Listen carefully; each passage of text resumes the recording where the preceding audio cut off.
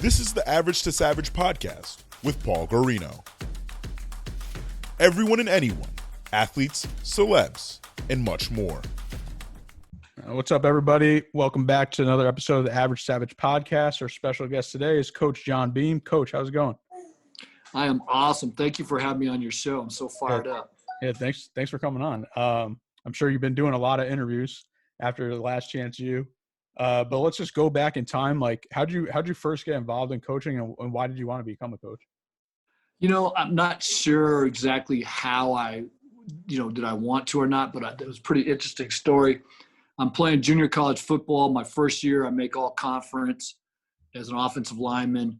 And then my second year, I'm thinking I'm big time. I'm going to get recruited to go D1. Now, understand, I'm 6 foot tall, 230 pounds, and I'm going to go big time as a D1 offensive lineman, right? But my mindset is I can do this, right? Kind of like, I'm going to go from, average to savage, right? You know what I mean? So anyways, halfway through the season, the first conference game, I blow out my knee. And so I'm done, ACL, MCL, cartilage, the whole nine. So in a cast for a week, for 6 weeks, hospital for a week. Fast forward, I don't have any scholarship offers. And I finally get one to go to Eastern New Mexico, but I have to have a second surgery in June, so I won't be able to play. So I tell the guy, and he goes, "Hey, that's okay. We'll have a scholarship. We'll bring you in January." I said, "All right, fine." So I tell my offensive line coach, who I was real close with, Charlie Popa. He goes, "Hey, good. Now go over here." I go, "What do you mean?" He says, "Well, you're not just going to hang around and do nothing. Go up here. This high school, they're about 3 years old, pretty new school. They need an offensive line coach. You're going to go be it." I go, "I am?" He goes, "Yeah, you're going to do a great job." So I did. And the head coach, there was a young guy named Mike Williams, phenomenal coach. And so I coached with him for 2 years. We took the team first time ever to the playoffs. It was phenomenal. I had a great experience, something I loved. And so I decided, hey, this is what I want to do. So kind of by chance, but I was never at that point. I was never going to be a Division I football player. I was never going to go to the NFL. So I just said, I might as well just start coaching. So I started coaching when I was like 20 years old and have been going until now at 61 and COVID, That's crazy. That's crazy. So what was what was your first coaching job? And then what age were you first a head coach? So I started out as the offensive line coach on the varsity in San Diego at Sarah High School for 2 years. Then I took a year off to get married and when I moved to the Bay Area, and I started at Skyline in 1982 as a defensive coordinator on the varsity. So I did that for 5 years, and then I became the head coach after that. So I was probably around, so that had been 7, so about 27 years old, 28 years old when I became the head coach at Skyline. Okay. So pretty young. Yeah, I think so. Yeah, definitely. And then how'd you end up at Laney? So, it's kind of again, like you always hear these people say when opportunity knocks, answer, but when one door closes, another one opens. So I had been at Skyline as a head coach for 17 years. Through the 90s, I never lost a league game, right? Regular season game, right? So I've kind of running out of challenge. I've had, a number of undefeated teams. And so in California, at the time, we didn't have state championships, right? We had section champions. And so I had won 11 section championships, but Oakland was its own section. So we were the smallest of the 10 sections in the whole state of California. So I was looking for a new challenge, and I got offered a chance to coach down at Clovis West High School, which is in Central Valley, about 3-hour drive from Oakland. Great opportunity, football crazy town, right? I mean, when they bring you in for an interview, they actually have a realtor showing you around houses as well as, the job, right? It's like a Division I job, right?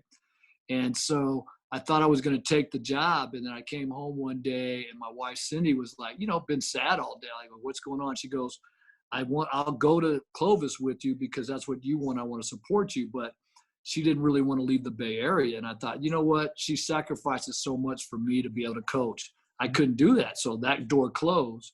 Right after that, Laney opened up. So Laney's in Oakland, right? It's perfect. I mean, I went from a 4-minute commute to an 18-minute commute, right? So it made sense. So I took the job, and the idea was I was going to be the running back coach 1 year, then I was going to be the offensive coordinator, and then eventually the head coach. So that happened just like that, except for they added the title of athletic director as well real early. So I was actually the athletic director and the offensive coordinator. So I was the head coach's boss, and he was my boss. Kind of an interesting, dynamic, but we got along so well. We were great, friends. So he's a great coach. I learned a lot from him. So it was perfect. What about, I got to ask, besides coaching, have you done any other job? Well, yeah, I'm a hustler, right? So I've been, I've worked as a custodian. Even listen to this. You'll appreciate this, right? So as a teacher, you don't make a ton of money, right? And then if you're coaching, so I worked for a number of years with Park and Rec here in Oakland. So I would run open gyms, run basketball tournaments. They have these lodges. So I was a custodian. I would set up for weddings and parties, lay out the tables and chairs and pick them up afterwards. So I've done all that. Yeah. And then I worked for the National Football League. So I guess that was football. That was, not too much outside of football, but usually, in Oakland, I did a lot of stuff community-based, right? So with the Park and Rec and things of that nature. Not too much other than teaching and coaching. Nope, that's pretty much been my career. Yeah, what about, like, when was it that you went, like, full-time coaching? Like, because I think, like, a lot of people don't realize that most of the time probably coaches aren't full-time coaches. Well, I was never, even now, right? Because I teach, right? Yeah. So True. full-time teaching, started in 1982. I've been teaching. So, it's a pretty long time. So that's 39 years teaching and coaching. I gotcha. So what has it been like from high school to coaching college kids? Like, what's the biggest difference? The biggest difference really is just recruiting, right? In high school, they just show up. Here you got to go recruit. You got to drive around, convince people to come. And, and then when I got to Laney, we weren't a powerhouse, right? So now you're trying to convince people to go play for you. And and I'm thinking, you couldn't even have made my high school team. And I'm trying to beg you to come play for me. Like, wait a minute, hold on, there's something wrong here. But, that kind of worked itself out. Coaching is coaching. Does that make sense? Right? Yeah. It's still getting the knowledge that you have to the players and getting the players to perform on the field. And if you can do that, you can be successful, right? I don't know that when you look right now, some of the offense that you see in the NFL and college, that start, with the zone read and the air raid and things like that. A lot of that started in high school, right? It's the same concept. So it hasn't really changed. It's really getting, the players to buy into the concept and learning those concepts, whatever they are, right? Finding a way to get it to that they can understand what you want them to do. That's what teaching's all about. Yeah. Yeah, no, I definitely agree with that because, I work with athletes and then, like, people ask me, like, athlete marketing, and then people ask me, like, can I do, like, social media for, like, a landscaping company? I'm like, yeah, why not? Like, I'll figure it out. Like, it's the same concept, but just different dynamic, I guess you'd say. Yeah, it is. And I think it's so important that we realize that people have these skills, right? If the world comes down to some people skills, right? If you have good people skills, you're going to be successful, right? You just have to kind of figure out what it is, right? I'm selling widgets, or I'm selling you the chance to come play for me at Laney, right? I'm still selling. Yeah, exactly. Yeah, exactly. And I know you had a lot of guys go D1, both from high school and the colleges, Laney, being at community college. Like, I think, would you have over 100? I think it is. Yeah, when I was in high school, I was averaging about 4 or 5 a year. So, over 17 years, or 22 years, that's about 100 there, there. And then at Laney, there's times we do double digit, 10, 11, 12 guys, right? Because, you're getting a different player in now, right? So most of them will go D1. So, yeah, what does that mean to you to just, like, get those kids to D1? So and this kind of makes me different from a lot of people, right? And I love the name of your show, by the way, right? Because, right, here's the deal. Why D1? Why not D2? Why not NAI? Just go somewhere that somebody wants you, right? And then you do you. And so for me, in the city of Oakland, and you're in New Haven, right? And my buddy Stan Holmes tells me sometimes, New Haven has a lot of similarities to Oakland, but the black and brown community don't do well in school, right? There's a high dropout rate. So if I can get them at Skyline, my goal was to get them to graduate high school, right? At Laney is to get them to transfer to another school. And if they can do that, I don't care where it is. What's the difference between USC and Southern Connecticut College, right? Mm-hmm. Really, they get to play and they get a degree. And if they don't have to pay, that's the key, right? If you're good enough, the NFL will find you no matter where you're at. Mm-hmm. Yeah, no, I definitely agree with that. Like, I think I think even on the show, it showed that they were taking the D2 offers because they were giving them more scholarships. Yeah, think about, I tell people this story. So back in Skyline, two guys, best friends, right? One of them goes to USC, right? Wins a national championship. Pete Carroll's got the ring, SC, all that. The other kid turns down a Division I scholarship and goes to Columbia, which is a 1AA non-scholarship, the Ivy League, right? But at the time, he got more money, right? Because when you're on full financial aid at an Ivy League, they pay for everything. They pay for your flight home and back. They pay for you to buy winter clothes. At the time, before the NCAA changed the rules for the full cost of attendance, right? You didn't have money to buy pizza, right? When you're at USC, right? So, if you're looking monetary, the Ivy was a better job. And if you go to an academy, so I've had kids play at the Naval Academy, Air Force Academy, right? Well, shoot, they pay you every month, and you got a job when you're done. So, you look at the things, and for a young man of color, it's look at your options more closely than just saying I got this scholarship, right? There could be some better avenues for life after football, right? The connections that you make at certain schools can go a long way for your success. Yeah. Then what about what has your relationship been with all the players, even after they graduate college? So I think that's one of the things I love best, right, is that I'm still close to almost all the guys I coach with, right? And, when the show came out, people were hitting me up for back in San Diego 4 years ago, my first job in coaching, guy, hey, you remember me, And I did. And even people that I've taught years ago, like PE, because, young women or young guys that just in my PE class. Yeah. And I make my PE class so fun, they still remember me, and they were fired up. I was on the show, and they said, Coach, you haven't changed. I remember you took my quarter in class too, So those are the fun things, right? Maybe that was my job. I was hustling quarters, But, I think it's important that we build relationships. And like I tell the kids, man, when I recruit you for life, and I'm going to be that guy. And I remember when I had all these kids coming through Skyline going D1, and, I've had over 20 kids play in the NFL, right? Or be on be at camp, mini camp, something with the NFL. And guys used to say, well, Coach, you should be an agent. You could be my agent. You know the deal. Money, you're a hustler. And I would say, no, I couldn't be your agent. He said, why can't I be your agent? Because if I'm your agent, then I work for you. And I got to tell you what you want to hear.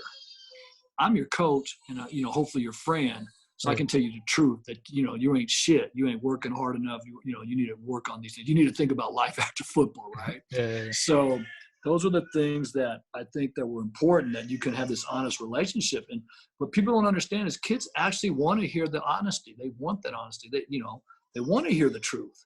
Yeah. We sugarcoat too much. Yeah, definitely agree with you now, especially now, even more so. I'd say. So going into Last Chance U, how did they find you? How did they find out about you personally? And then how did they pick your school? Man, you know what? I still don't know, right? I'm sure they do research. I got contacted right after we won the state championship. Mm-hmm. We're the number one team in the country. And C.J. Anderson was making this big run with the Rams, helping them get to the Super Bowl. So they're in L.A., so I'm assuming they watched, reading the paper or whatever, looked around. They knew they wanted to come to California. So they already knew they were going to pick a JC in California. And then they kind of said that they were looking for – they had been in rural areas, so they wanted to do an urban area. Well, Oakland is probably most urban that you can get. And then they decided they wanted someone that was a little bit more mature than the last coaches, not mature in the sense of more years of coaching under their belt. You know what I mean? Yeah. So 40 years is pretty mature, right? Yeah. So I guess I just checked enough boxes, right? But they said when they came to meet me and they walked around Laney and they walked around Oakland and, they just said my name and people goes, oh, Coach Beam. And they just kind of lit up and they decided that they really wanted to tell the story of Oakland. Yeah. And since I had such a connection, it made sense for that as well. So I think it just all kind of blended, I don't think there was any one thing. I like to say, because I'm this photogenic or I'm this winning, charismatic guy. But it was probably just by chance I hit enough boxes, on the checklist. And then what about, did you had to make the decision to be on it or not? or like who did you have? Yeah. So when they first sent me the first email, we had the first conversation with Lucas Smith, one of the producers. You know, as you can tell, I'm pretty family oriented. So I sat down with my family, right? Mhm. And my wife's like, nah, I don't think that's a good idea. My oldest daughter, like, no, Dad, that's not a good idea. My youngest daughter, Dad, you got to do it. You got to do it, right? And then my son-in-law was like, hey, I'm in it for the ride, whatever, you know. So he didn't really care. So then I did that. Then I went next to my staff. The guys have been close with me. So Sakai, my assistant, Derek, Kevin, the guys that have been with me since Skyline for 20 plus years, I asked them what they thought. Then I went to the next two senior guys on my staff, and then I finally went to the whole staff. And the whole staff was like, it's a no-brainer. You have to. The only one that was not was my assistant. Sakai was kind of like, yeah, Beamer, I don't know. Do we want him here in our business all day long, you know? Yeah. So then I had to then approach the president, right? And then the president and vice president. So the vice president, Vicky, you know, she's from the South. Her husband's a college coach, a soccer coach. So, you know, the South, you love sports. So she's like watched every episode of Last Chance U. She's like, oh, yeah, we got to do it. The president, you know, she's like, yeah, I don't have time for watch TV. I've never seen it. So whatever you guys think. Then I went to the chancellor, and the chancellor like, yeah, we need this. Good, let's do it. So yeah, I was like, okay, let's make it happen. You know. Well, yeah. What about were you hesitant at all? Yeah, I was definitely hesitant. Why? I was definitely hesitant. Oh, you saw? So did you? All right. Before you guys got recruited to be on the show, did you watch the show beforehand or no? I had watched. I kind of by chance caught season 1. Okay. Like I didn't even know about it, and then I kind of watched 2. Then I saw 3 parts of it. And then when they started talking to me, oh, shit, then I better watch all of 3. Yeah. And then by the time 4 came out, we were already had said we were in it. You know what I mean? Okay, gotcha. And then at that point, I'm like, oh, my God. Like, you know, you look at it, you go, okay, like in season 1, the coach and the referee get in a fight. You know what I mean? Like, well, I don't get in a fight with referees. I joke with them or whatever, right? Yeah. Season 3, man. I don't know that. I don't think that's me. Let's, you know, so it's just tough. You know, you don't know how the camera is going to play you. So they shoot 6 to 7 hours of film, 6 days a week. Yeah. And what you all see is just 8 hours. Yeah. That's a lot of film. And they, you know, I'm sure that no human being can be perfect or look good in those 8 hours. Right. You know what I mean? So they could choose how they want. So then you meet Greg. Greg is phenomenal. And you start to tell him, he said, just trust me. I'm going to, you know, I'm not trying to hurt anybody. I just want to tell your story. Yeah. So once he said that, my wife and I were like, okay, if you truly want to tell us our story, then we think we have a good story to tell, right? So I think we just trusted him, and it turned out fine. Yeah. What about did you know about like Buddy Stevens and Jason Brown before? No, like, never. I didn't know if it was a thing because like they had like a lot of championships, or you know, like you guys know each other because of JUCOs and stuff like that. No, because well, think about it, right? So Buddy at East Mississippi, but I really don't know him. And Jason was just starting with his first head coaching job, right? So I would, you know, we knew about Kansas JCs because the Kansas JCs come in California try to recruit a little bit. But Mississippi doesn't come to California to recruit, so you don't really know about them. What I know is that California JCs are community colleges, right? There's more of us than all the rest of the country combined. And we play pretty good. We play really good football here, right? Now, we may not have the talent that East Mississippi has, right, because they get all those SEC bounce backs or, you know, ACC bounce backs. But California is different. Here's the other thing. We're all teachers, right? We're professors or instructors, however you want to call it. So we have a different code of ethics that we have to follow, right? You can lose your job if you do certain things. You know what I mean? Yeah. And that's a nice pension we have at the end of the day, if you think about it. You know? Yeah, for sure. And then what was your reaction to it when your season came out? Well, what was your reaction? Let me ask you that first. I like that. I mean, I've been a fan since the first season, or actually, I don't know if it was the first season or the second season I watched it, and then I watched the first season, the second season. But yeah, I've been a fan since then, and I think I interviewed everybody, at least one person from each season now. And so we're a little bit different than the other guys, a little bit, huh? Yeah, for sure. So You're a lot of bit different than the other two coaches. okay. So number one, when it first came out, so my family and I, we watched it 10 days before everybody else did, right? And so, we watched the first four together, we watched all of them together, but the first four the first night. And I tell you, we were a little shocked, you know what I mean? Like, oh my God, really? It's the first time you ever see yourself on TV. That's weird. You know what I mean? And you say that. Now, it was so funny when the first trailers came out. I thought, oh man, these trailers are awesome. Yeah. I was telling everybody, hey, don't ever put the show on. Just show trailers, right? We're good on the trailers. But it's a little tough seeing yourself, right? And you're like, oh, did I really do that? Was I that hard on this kid? Or why let that happen? Did I, And then the next show you watch, and you watch it again, and then you just hear everybody's comments about it, right? The New York Times. I mean, they interviewed me and put a full page article on the Sunday New York Times. Yeah. That's, like, God, I guess, I was on Access Hollywood, me and the Kardashians, like, oh my God, I don't even know how to do social media. I need your help, right? And then I was on Esquire magazine, right? I'm like, man, I wear shorts and Jordans, I mean, I don't know how do I get on Esquire magazine, So it was different. And you go, okay, but people kind of they liked it. They liked the way we did things. And then all the people that knew me for a long time kept coming back to me and said, you know what? You didn't change. You're still the same guy. Or other coaches like, oh, you didn't play for the camera. That was you.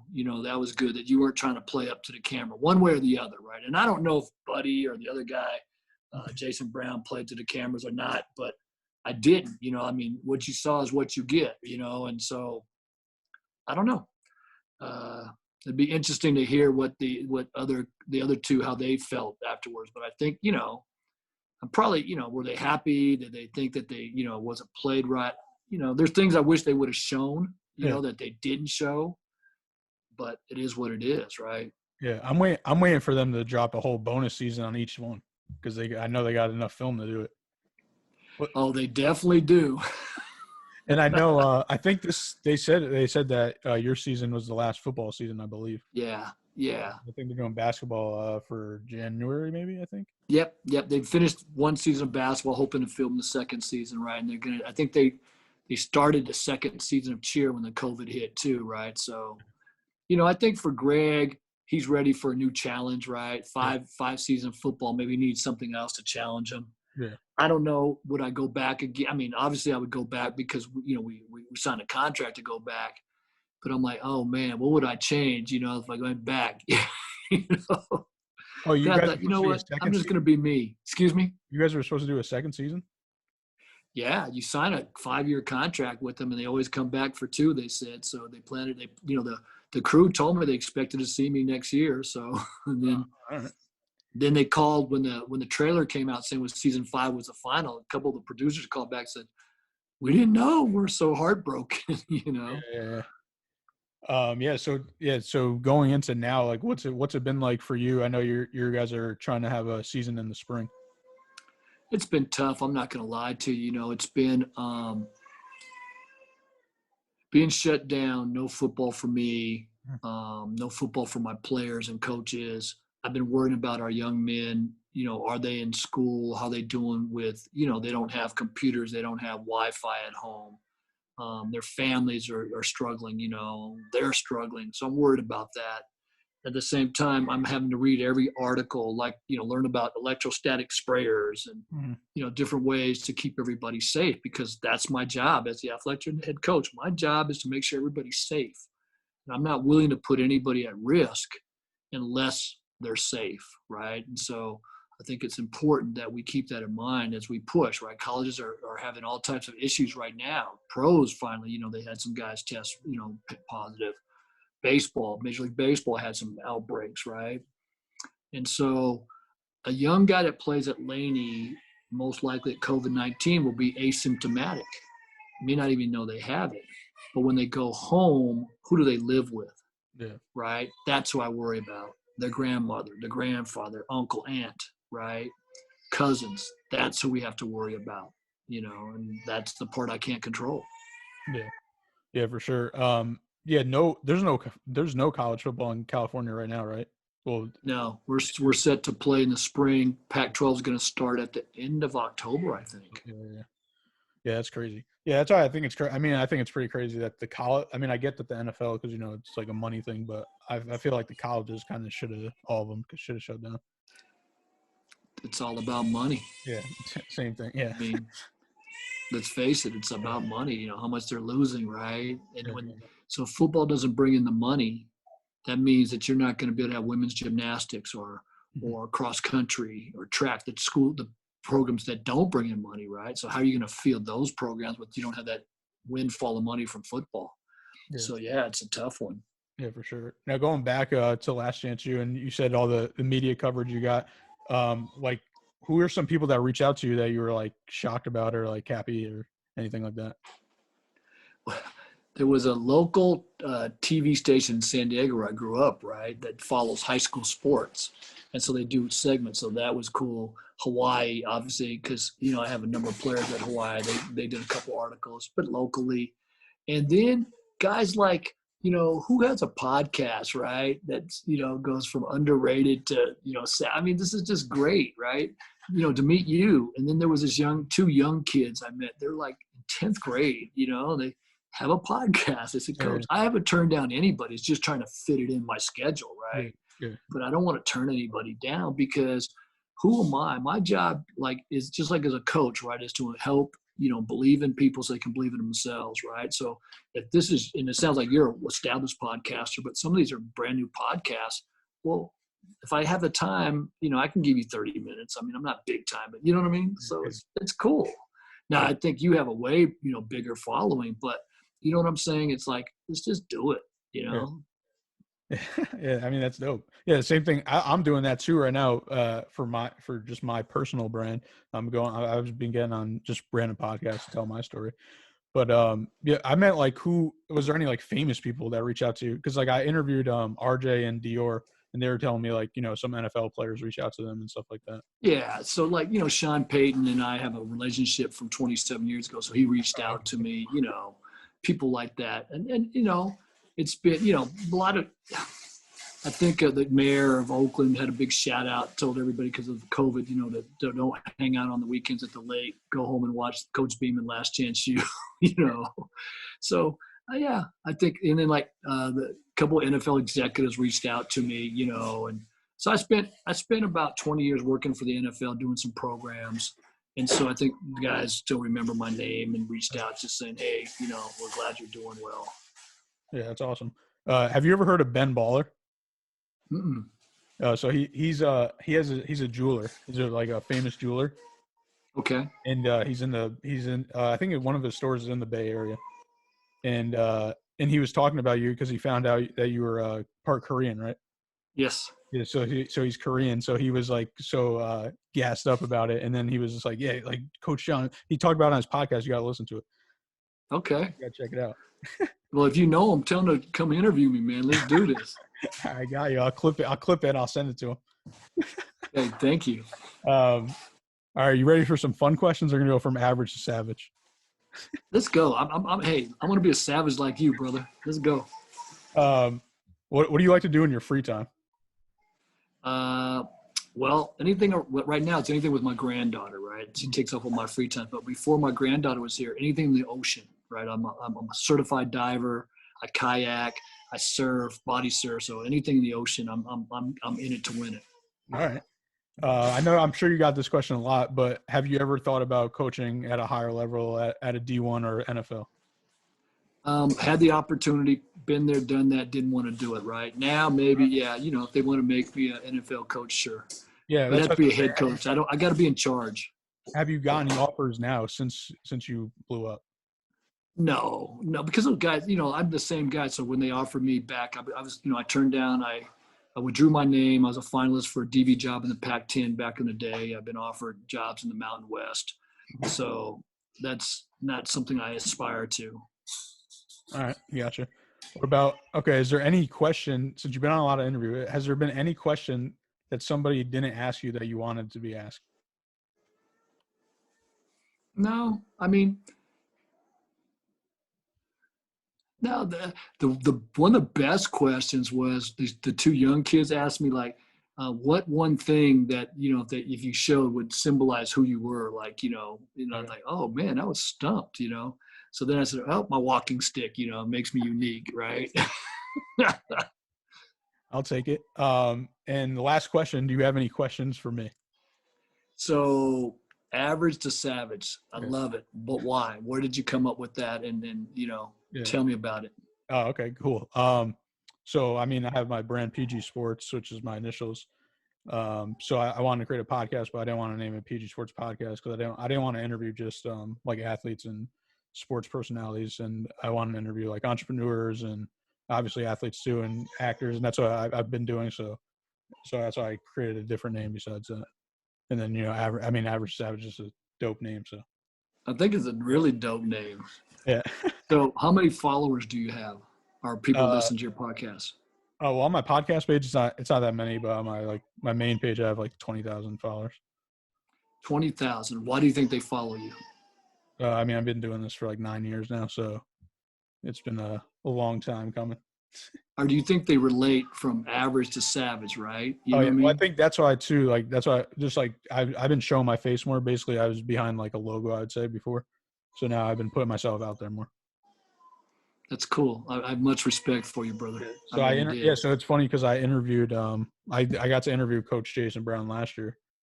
So that's why it's funny that it's two opposites. How's that? How are we opposite? I don't know. You guys are totally opposite people. That's it. I think it's like I tell people, right? I've been in Oakland, 40 years now. Yeah. Trust me, if I need to get down, I can get down. But why? You know what I mean? Like, Yeah. It's like that little dog that yaps all the time. Yeah. It's the dog that don't say shit. You better worry for it. You know what I mean? All right. Actually, I got a last one. Is there anything that you haven't accomplished in your career that you want to accomplish though? You know how you have bucket lists, right? Yeah. And so this weekend I was with 5 generations of my family, right? And so my uncle owns a driving range, right? So it's not a accomplishment for coaching, but I got to drive the cart, that pick up all the range balls while people were hitting balls. So all my nephews got on there, my cousins got on there, all trying to hit me with the balls, right? But I was picking up golf balls at range. They missed. I was too good, right? Now, I've been blessed to coach phenomenal athletes. I've been blessed to win a lot of games, championships. I've been inducted to a Hall of Fame. I've been recognized with the show, but it's just really just the accomplishment or the accolades is that I get to bring people along with me, right? And anybody that plays for me or that I've taught is part of my family in my mind, right? Yeah. So if I can help folks continue, using the platform that I'm gaining right now to help the next generation or the generation I've coached, then that's, accomplishment I want to continue to do, right? Mm-hmm. So I'm excited about that. I got a couple guys that are writers. They're trying to put some movies together, not about me, but just movies. So, like I'm trying to introduce them. One of my guys is the road manager for Future, like he's all fired up. Future loved the show. He said, like, all right, cool. That's dope.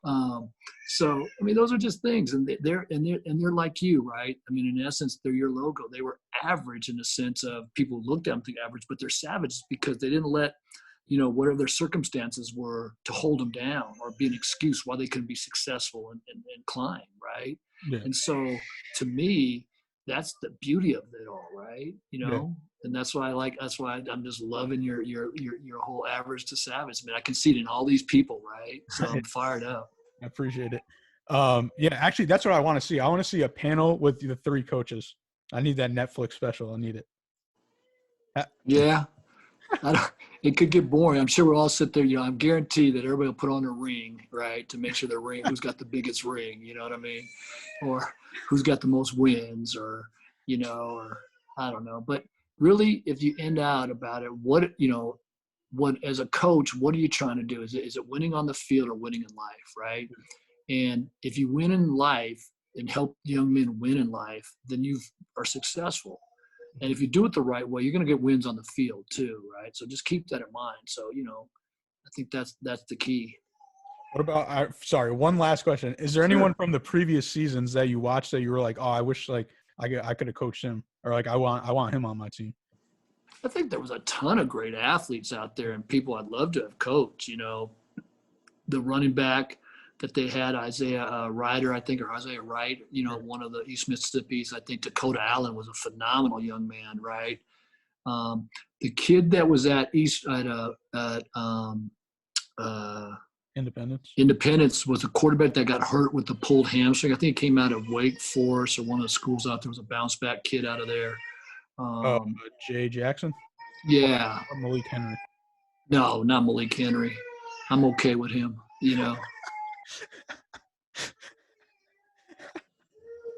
Oh, man. All right.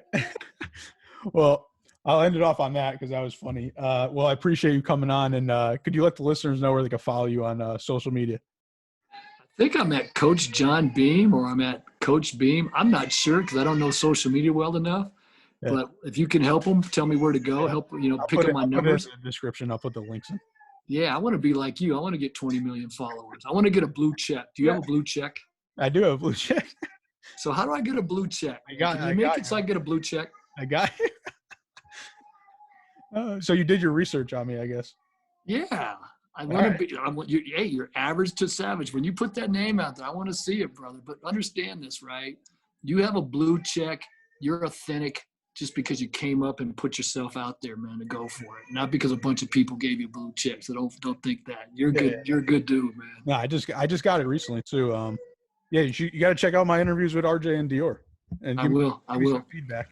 Maybe you learn something new from them. I probably will. I learn something all the time. Hey, can you send me the link when it's all done? Yeah, for sure. Yeah, I'll send it. I'm probably gonna release it next week. Okay, and don't forget, hook me up with the jeweler, the baller guy, the Korean guy. We might be cousins. We don't even know it. I got you. All right, I appreciate it. Appreciate you, brother. Have a good one.